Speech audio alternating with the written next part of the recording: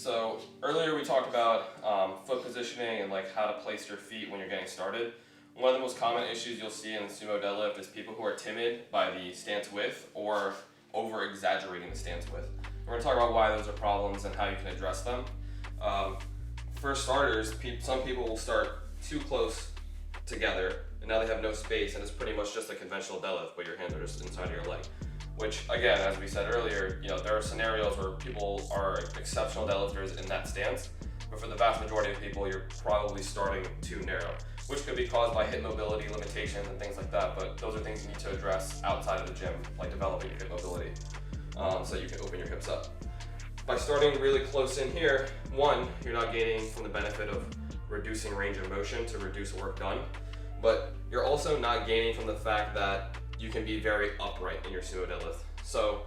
you're forced, because your stance is close together, you're forced to be more tipped over, which at that point, now you're still relying on the same muscle groups that you do in a conventional, like very hamstring, glute, back bias, versus being able to engage your quad, which is a reason why some people would be using sumo, so that we can use a large, strong muscle group like our quads more effectively. The other problem is, when picking your stance, a lot of people will, not intentionally, but will point their feet very straight forward, because when you conventional deadlift, that's pretty much how you set up. We slightly point it out so that we can kind of torque our knees out and get our glutes on and all those other things.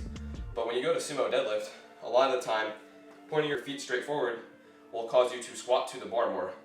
That's problematic because if you squat to the bar, your shins are moving forward,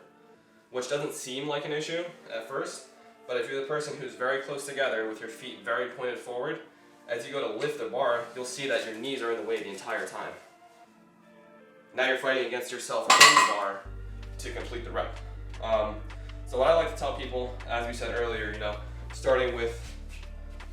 your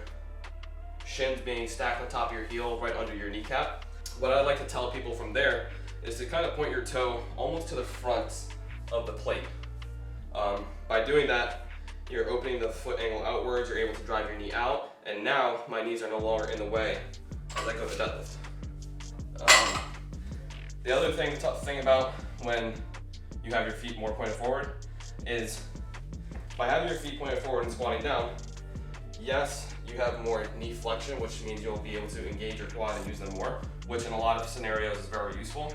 At the same time, it means you're probably going to have a hard time learning how to engage your hamstring, glutes, learning how to hinge or how to wedge. And I think for the most part, people who are newer to deadlifting or even trying to figure out their stance in the sumo deadlift should probably start with the most generic stance, as we said earlier. That way you can learn the important things like how much to hinge or how much to wedge, and then build off of that.